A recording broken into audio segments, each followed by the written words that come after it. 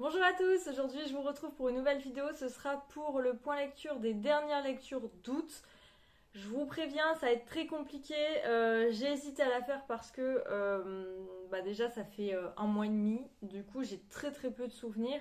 Et c'était des bonnes lectures mais pas de fou, mais bon, comme je vous avais dit dans la vidéo, la première partie du mois d'août que j'allais vous tourner la deuxième partie, je vous la fais et dans la prochaine vidéo vous aurez le point lecture de mes meilleures lectures de septembre parce que pareil j'ai pas eu le temps de vous tourner une vidéo et du coup je vous ai sélectionné vraiment les meilleures lectures que j'ai faites en septembre pour pouvoir euh, bah, avoir plus de contenu à vous partager et puis comme ça après je reprendrai normalement sur mes lectures d'octobre comme d'habitude, mais c'est vrai que là comme j'ai pris du retard ça a été compliqué pour moi. Le premier que je vais vous présenter, c'est Les incroyables aventures des sœurs Shergill de Bali Kaur Jaswal chez Belfond dans leur collection Le Cercle. Je l'avais reçu l'année dernière en service presse. Ici, on est dans du contemporain. On se retrouve en Inde avec trois sœurs qui sont d'origine indienne mais qui vivent en France, qui ont vraiment la culture occidentale. Et elles sont complètement différentes. Il y a Rajni qui est l'aînée, qui est mère de famille et qui traverse une période très compliquée dans sa vie puisque son fils qui sort à peine de l'adolescence, il est jeune adulte, lui apprend qu'il sort avec une femme beaucoup plus âgée et que celle-ci est enceinte. Et au même moment, en fait, elle va entreprendre avec ses deux autres sœurs un voyage en Inde. C'était le voyage que sa mère voulait faire, un genre de pèlerinage. Et sa mère, qui était malade, est décédée et elle n'a pas pu faire ce pèlerinage. Donc du coup, pour répandre notamment les cendres de leur mère, elle décide de se revoir et de partir là-bas. Les deux sœurs, les deux plus vieilles sœurs habitent en Angleterre et la plus jeune habite en Australie. Du coup, c'est le moment aussi pour elle de se retrouver. Celle du milieu, qui s'appelle Jasmine, je crois. Ouais, c'est ça. C'est une petite actrice qui a du mal à trouver sa place, à faire décoller sa carrière. Donc très différente de sa première sœur. Et la dernière, donc Shirina, qui vit le parfait amour avec un homme, un mariage arrangé. En fait, elle est partie en Australie, sauf qu'on va voir que c'est pas forcément le parfait mariage arrangé. Et du coup, on va creuser dans le passé, dans le présent et dans les pensées de ces trois sœurs d'origine indienne qui sont un peu, comment dire, tiraillées entre leur vie occidentale, leur vie occidentale, leur pensée occidentale et leur origine et le poids de l'héritage des origines. Et j'ai trouvé ça intéressant, mais je m'attendais à être beaucoup plus dans l'émotion, dans quelque chose de plus construit. Là, j'ai trouvé que c'était une lecture très divertissante. J'en ai encore quelques souvenirs, c'est que j'ai passé quand même un bon moment, mais c'est pas un livre que je garderai et voilà. Mais je vous le conseille si vous cherchez un livre, une histoire contemporaine sur les femmes et sur la culture indienne, c'est très intéressant. Moi, j'ai apprécié, j'ai appris encore des choses, malgré que, voilà, au fur et à mesure de mes lectures, j'apprends quand même pas mal de choses sur la culture indienne, qui est une culture qui m'intrigue beaucoup pour ses mauvais côtés et ses bons côtés aussi. Mais du coup, je vous recommande de lire Les incroyables aventures des sœurs Shergill de Balikor Jaswal chez Belfond, si ce que je vous ai dit vous intéresse. Ensuite, j'ai lu le premier tome de ça de Stephen King, donc ici au livre de poche. C'est dans le cadre de la lecture commune qu'organisent tous les mois différents booktubers. Donc il y a Séverine, disait bien ce livre, il y a Dorian, Monsieur Cabré, qui a Céline Lecture et Armance de Armance Around Corner. J'ai un doute sur Armance qui est sur Instagram et pas sur YouTube. Et tous les mois, il y a un King de proposé. En juillet, c'était Shining, j'ai loupé le coche. Du coup, je me suis inscrite au mois d'août pour lire le premier tome de ça. Et on devait lire le deuxième au mois de septembre. Mais bon, septembre, c'était très compliqué pour moi. Donc, du coup, je n'ai toujours pas lu le tome 2, mais ce sera fait. Globalement, pour ceux qui habitent dans une grotte et qui ne connaissent pas du tout l'histoire de ça, que ce soit en film ou en livre, on retrouve une bande d'enfants dans une ville qui s'appelle Derry et en 58 il va y avoir un petit garçon qui va être intrigué par une bouche d'égout à travers laquelle il va voir un clown qui va l'appeler, qui va lui parler et en fait il va mourir et du coup ça va hanter cette ville. Et ce que j'avais zappé, c'est qu'on retient très souvent ce clown, mais on va voir au fur et à mesure que ce n'est pas forcément un clown, c'est qu'en fait c'est le mal qui s'incarne par rapport aux peurs et aux phobies de chaque personne. Donc on peut voir différentes, il peut se manifester sous différentes formes. Et on va suivre cette histoire donc du point de vue de cette bande d'enfants. Il y a notamment le frère de George qui va faire partie de ce club des ratés et avec d'autres personnages. Il y a une fille et 4 garçons si je ne m'abuse. Et on va les suivre donc à la fois en 58 et à la fois dans le présent. Donc 30 ans plus tard où ils vont revenir à Derry pour un événement particulier. Du coup on va alterner comme ça entre les deux. J'avais pris du retard parce que je m'étais inscrite à la lecture commune à peu près mi-août, entre le 10 et le 15 août, et j'avais lu les 200 premières pages très très rapidement, voire la moitié, parce qu'il fait, il fait quasiment 800 pages. Et c'est vrai que les 300 premières pages, on va dire, je les ai dévorées, j'étais à fond dedans. Et après, vers la fin, il y a eu un coup de mou, et les 200-250 dernières pages, j'ai mis un mois à les lire. C'est pour ça que j'ai pas pu aussi lire le tome 2. C'est que j'ai fini ce tome 1 début septembre. Et vraiment, j'ai tellement eu du mal. Il y a tellement eu un creux pour moi à la fin que c'était compliqué. En fait, la période quand c'est les enfants, j'adore ça. Quand au début on a eu la présentation de chaque personnage qui est quand même très très longue, hein, on a quasiment, oui, une bonne moitié du livre, c'est que de la présentation des personnages. Mais j'aimais bien et là où ça a commencé à chuter pour moi et j'ai beaucoup de mal, c'est quand les adultes se retrouvent, donc 30 ans plus tard. Et là, j'ai eu beaucoup de mal et voilà. Donc après, c'est courant avec King, à part Misery que j'avais dévoré. J'avais lu La Ligne Verte que j'avais abandonné. J'avais essayé Shining il y a longtemps, pareil, j'avais laissé tomber. En fait, j'ai un peu de mal. J'avais lu une nouvelle aussi qui était très courte. J'avais même la preuve, j'ai même pas retenu le nom. Et j'avais lu Carrie aussi que j'avais pas hyper apprécié. Du coup, King et moi, c'est assez compliqué. Mais voilà, j'ai adoré Misery, donc j'espère avoir un autre coup de cœur pour le King. Et là, la première partie de ce tome-là, je l'avais dévoré, j'avais beaucoup d'espoir du coup dans cette saga, mais c'est vrai que c'est peut-être le fait que ce soit très très très très long et pour moi lire un livre sur un mois c'est compliqué. Donc là je fais une petite pause, mais sans aucun doute je lirai la suite parce que j'ai pas voulu voir le live parce que tous les mois en fait il y a un live des briefings et avec ça il y avait quasiment toutes les semaines.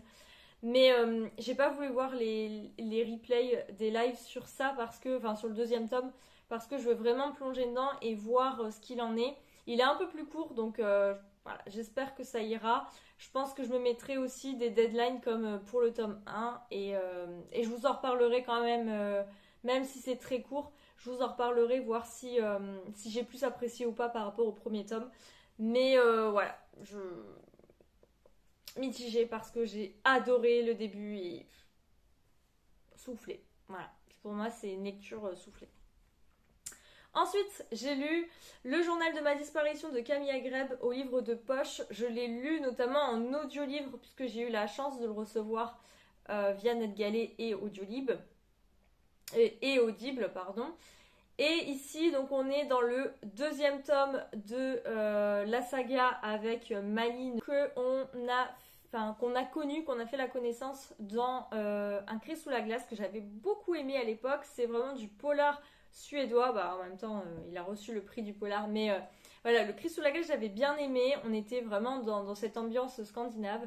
Et j'avais très hâte de le lire, mais c'est vrai que j'avais jamais eu l'occasion avant.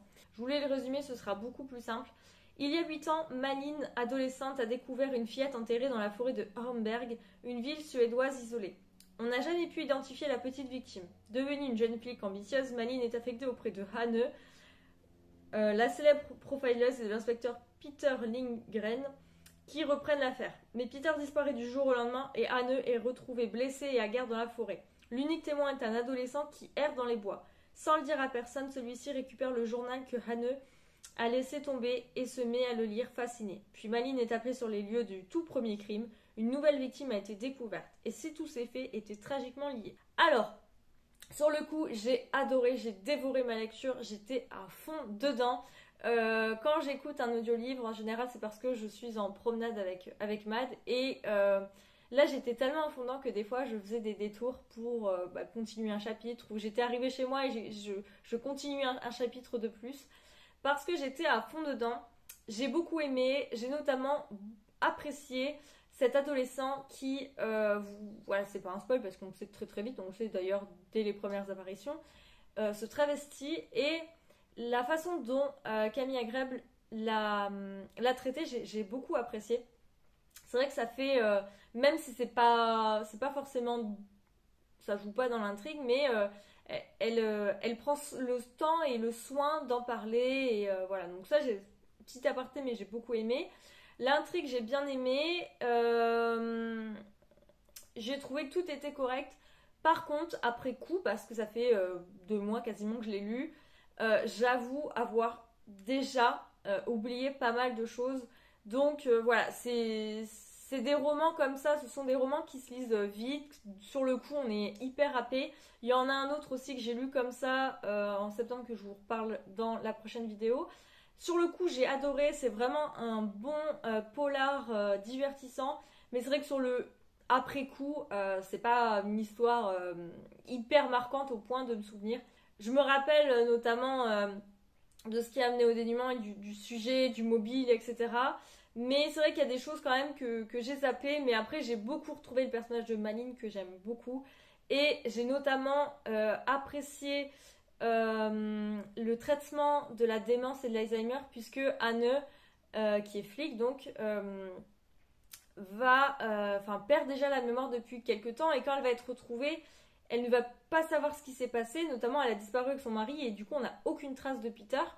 Et avant de disparaître, elle écrivait tout dans un journal. C'est ce fameux journal qui a été retrouvé avec elle que l'adolescent lit. Et du coup, on alterne entre la lecture de son journal intime qui nous raconte au fur et à mesure la perte de ses souvenirs, ce qu'elle vit, sa relation avec Peter, etc., qui est très émouvant et très dur à lire parce que elle est très jeune en fait et du coup c'est triste pour elle. Et en parallèle de ça, du coup, on suit l'enquête. Et voilà, j'ai bien aimé. C'est une lecture. Si vous cherchez un polar suédois pour passer un très bon moment, allez-y. En plus, là, les jours d'hiver arrivent, le froid, etc. Donc, je pense que ça va être le moment de se plonger dedans parce que là, il y a des descriptions. Alors, moi, je l'ai lu en été, mais qui donnent froid quand même. Hein. On sent qu'on est en Suède pendant l'hiver. Et voilà, donc je vous recommande, mais vous attendez pas à quelque chose de très poussé, c'est pas la peine. Mais si vous cherchez un roman divertissant, un polar pour passer un très bon moment, pas de souci, vous pouvez y aller. Et je lirai la suite qui est L'ombre de la baleine, je crois. Mais voilà, je lirai d'autres enquêtes et d'autres livres de Camille Gray parce que j'aime bien son écriture et voilà. Le dernier que je vais vous présenter aujourd'hui, c'est un livre que j'ai lu en numérique, c'est Berlin Requiem de Xavier-Marie Bonneau. Donc pareil, ici je vais vous lire le résumé. On se retrouve à Berlin en 1932. Wilhelm Furtwängler est l'un des plus grands chefs d'orchestre allemands. Il dirige l'orchestre philharmonique de Berlin et éblouit son public par son génie virtuose. En 1934, Hitler est chancelier et détient tous les pouvoirs. C'est le début des années noires. Le nazisme s'impose et dépossède les artistes de leur art. Les juifs sont exclus de l'orchestre et contraints de s'exiler. La culture devient politique, la musique devient un véritable instrument de propagande. Continuer d'exercer son armée en se soumettant au régime du Troisième Reich ou fuir l'Allemagne. Pour Furtwängler, ce choix n'a pas de raison d'être. Mais l'art est-il véritablement au-dessus de la politique, la passivité étant souvent interprétée comme un signe d'acceptation et de collaboration. Cela pourrait bien lui porter préjudice. Ici, on se retrouve vraiment au cœur de la guerre. On a un petit peu juste avant, au début des années 30, qu'on voit le monde changer et le nazisme arriver. On suit pendant la guerre où il va être au cœur du nazisme puisqu'il va être musicien pour le Führer. Et puis, après la guerre. et notamment le lien avec sa mère. En fait, en parallèle, on a son histoire de musicien et sa relation avec sa mère. Je connaissais la plume de l'auteur et c'est pour ça que je l'avais demandé directement en service presse sur NetGalley, parce que j'aime beaucoup la plume de Xavier Maribonneau. Sa plume est agréable et en plus, donc ses histoires, elles sont top, mais j'en apprends toujours.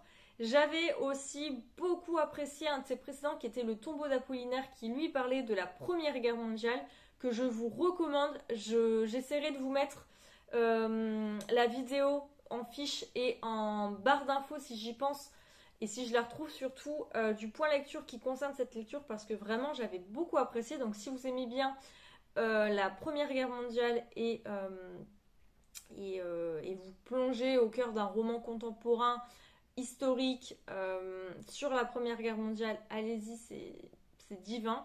Et ici, donc, j'ai retrouvé la plume, la qualité de narration de l'auteur et j'ai appris beaucoup. L'auteur aime aussi beaucoup la musique. Il avait notamment écrit un autre livre sur un musicien que j'avais apprécié, mais je vous avoue que j'avais quand même pas mal... Enfin, maintenant, avec le recul, j'ai pas mal oublié. Mais j'avais apprécié, j'avais appris des choses à l'époque. Vraiment, j'ai apprécié le traitement. Le dilemme aussi de savoir, parce que il veut continuer sa carrière qui, on va pas se le mentir, la carrière de tout orchestre a été mise entre parenthèses pendant cette guerre, comme tout d'ailleurs, comme tout le monde, hein, il n'y a pas que les orchestres. Mais on va voir l'horreur qu'était au départ que juste parce qu'on était juif, on était... exclu de tout orchestre. Après, voilà, il a pas, honnêtement, il n'a pas eu le choix de collaborer pour faire sa musique. C'était une question de survie, la relation avec sa mère. Enfin, vraiment, j'ai beaucoup aimé le traitement qu'a fait l'auteur. La traverse, enfin, l'évolution aussi de la musique, de l'orchestre, du nazisme des années, voilà, je vous ai dit, c'est fin années 20, début années 30, et on le suit jusqu'aux années 50-60, je crois. La fin, j'ai beaucoup apprécié l'évolution du personnage, l'attachement aussi à ce personnage-là. En fait, il écrit tellement bien les personnages en profondeur que dès le départ, vous arrivez très bien à imaginer ce personnage et vous le suivez, vous vous attachez. Et du coup, ce qui fait que ce qui lui arrive personnellement à la fin est très touchant. Donc voilà, si vous cherchez un bon roman qui traite de la musique, qui traite de l'histoire, qui traite de la musique pendant la Seconde Guerre mondiale, de la collaboration, de la résistance, voilà, tout ça, n'hésitez pas à lire Berlin Requiem de Xavier Maribonneau.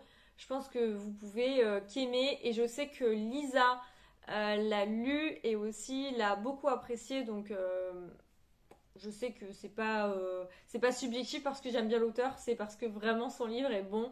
Et Lisa, en plus, c'est encore plus une valeur sûre parce que c'est une auteure qui fait de l'historique et elle aime beaucoup l'histoire. C'est une référence si vous cherchez des romans historiques d'ailleurs. Et du coup, je pense que moi je l'aime bien, mais je connaissais pas l'histoire. Mais je pense que si elle appréciait l'histoire, c'est parce que aussi c'était très bien traité au niveau historique. Donc voilà. J'ai rien à dire de négatif sur ce livre. Donc je vous le recommande chaudement. Donc voilà, c'est tout pour mes lectures de la seconde partie du mois d'août que je voulais vous parler. Les autres, c'est soit j'ai déjà complètement oublié l'histoire et du coup c'est un peu bête parce que je ne saurais pas quoi vous dire, soit ça valait pas le coup d'en parler. Donc je m'arrête là, je vous laisse avec ces lectures et je vous retrouve très prochainement pour mon point lecture sur mes lectures du mois de septembre. Ciao!